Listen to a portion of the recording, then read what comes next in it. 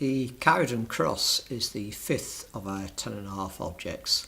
A number of years ago I was recording the gravestones in the churchyard at Callendar House, and I remember leaning over one of the stones to see if there was an inscription on the far side of it, and noticed what I thought was just a simple rustic pattern.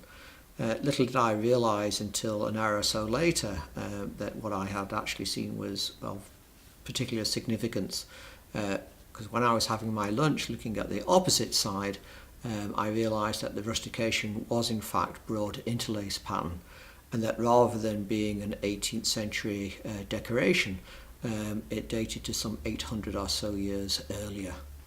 The stone itself is a local sandstone, so it's made in the area, and it was reused in the 18th century as a grave marker.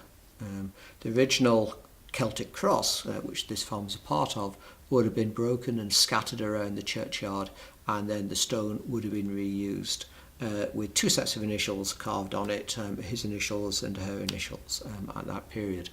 And this reuse of stone is very, very common.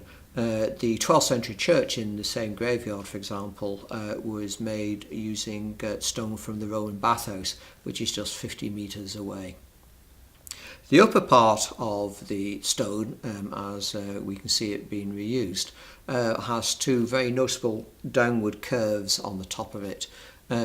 These thinnings of the arms of the Celtic cross are what archaeologists rather jovially call armpits, because if you think of a Celtic cross as being in this kind of shape, then the armpit is this bit and the bit at the top. But it is now the earliest physical evidence for Christianity in the Falkirk district. And although we've got place name evidence presented by people like John Reed for much earlier Christian occupation of the area, and we also have kiss burials, long kiss burials, which are believed to date to the 7th through to the 10th centuries AD in this part of the world, at places like Dinnervan and Erngarth Hill and Gilston. They're not definitely Christian. What the cross does is bring to fore the presence of the organised Christian church. It's the earlier of two known crosses in the Falkirk district. The other one is at Kinneil. It's a rude stone, and it depicts Christ on the cross himself, with the Manus Dei, the hand of God, pointing downwards from a cloud, and skulls at the base of the cross.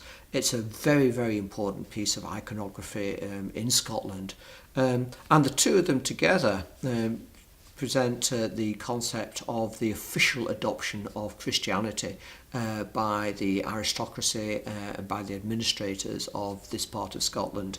And the church are deliberately using stone sculpture and stone buildings. This is the first time that we start beginning to get stone buildings since the Roman period, as a hark back to that classical civilization. The church wanted to let the people know that they were the successors of Rome. And they were to dominate life throughout Scotland for the next 1,000 years. The church became wealthy, it became of major cultural significance in the area, and that makes it worthy of being the fifth of our 10.5 objects.